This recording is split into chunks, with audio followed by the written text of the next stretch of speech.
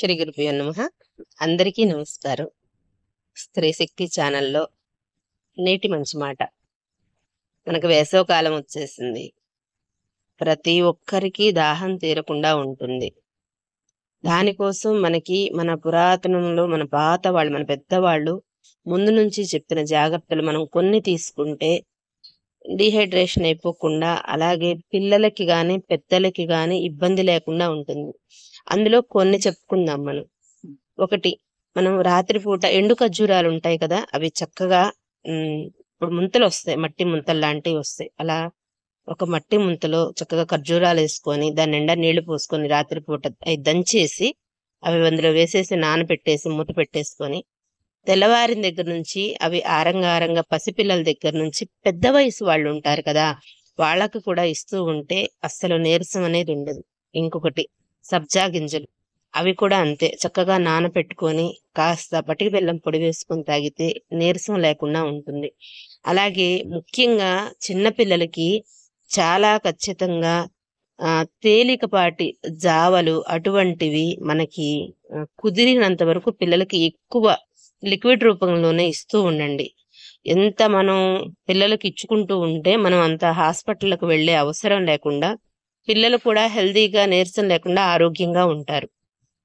అలాగే కొబ్బరి నీళ్లు, మన తాటి ముంజలు, చెరుకు రసము, ఇలా వీటికి సంబంధించి మనకు ఆరోగ్యానికి బలానికి మన రక్షణకి సంబంధించినవి మాత్రమే మనం తాగుదాం. అలాగే ఎక్కువ కూల్ డ్రింక్స్కి పిల్లల్ని ఎడిట్ చేయకండి. ఈ ఎండకు కుదిరినంత వరకు పిల్లల్ని ఉదయం పూట 11 దాకా చక్కగా ఆడుకొనివ్వండి. తర్వాత మళ్ళీ సాయంత్రం 5 తర్వాత మాత్రమే పిల్లల్ని బయటకు ఆడుకొనివ్వండి. అచ్చగా ఫోన్లు ఇచ్చి దయచేసి పిల్లల్ని కూర్చోబెట్టకండి. మళ్ళీ చెప్తున్నాం అని అనుకోవద్దు. వాళ్ళకి ఎంత ఒళ్ళు అలసిన దాకా ఆడితే వాళ్ళు అంత హెల్దీగా అంత ఆరోగ్యంగా ఉంటారు.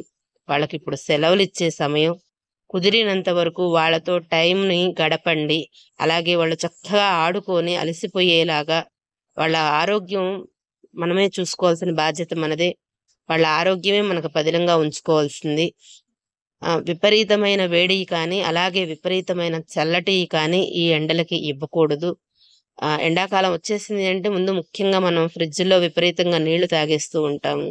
చాలా వేడి ఆ నీరు తాగడం వలన ఒళ్ళు మొత్తం కూడా డీహైడ్రేషన్ అయిపోవడంతో పాటు దాహం తీరకపోగా ఒంట్లో నీరు కూడా ఆరిపోతుంది. ఇదొకటి మాత్రం గమనించుకోండి ఖచ్చితంగా.